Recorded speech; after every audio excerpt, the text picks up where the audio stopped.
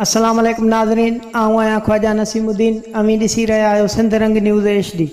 ख़बरुनि जे सिलसिले खे जारी रखंदे हींअर अहम रिपोर्ट अवां सां शेयर कंदासीं। तालके कींगिरीअ में गुज़िरियल बरसातुनि खां पोइ मच्छरनि इंसाननि तोड़े चौपाए माल जो जीअण जंजाल करे छॾियो आहे। इंसाननि तोड़े पालतू जानवरनि में मुख़्तलिफ़ बीमारियुनि जनम वरितो आहे।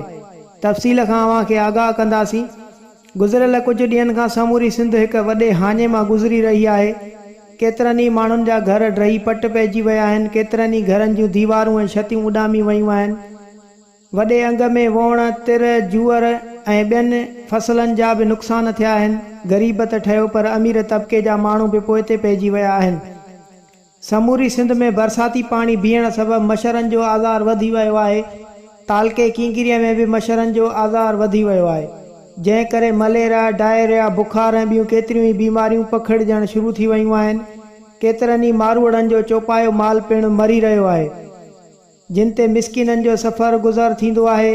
उन्हनि मौक़े ते सियासी समाजी अॻुवाणनि आमिर अली महर, तालिब ख़ान धारे जो, अमीर दीन ख्वाजा, रहम अली ख्वाजा, साहब अली मितलो ऐं ॿियनि चूंडियल नुमाइंदनि, बल्दियाती नुमाइंदनि ऐं असिस्टेंट कमिश्नर कींगिरी ऐं मुख़्तियारकार समेत सभिनी लाॻापियल ऑफिसरनि खां मुतालबो कयो आहे त तालके कींगिरीअ जे सभिनी इलाइक़नि में मच्छर मार स्प्रे करायो वञे त जीअं मारूअड़नि जो चौपायो माल बची सघे ऐं इंसान बीमारियुनि खां बची सघनि।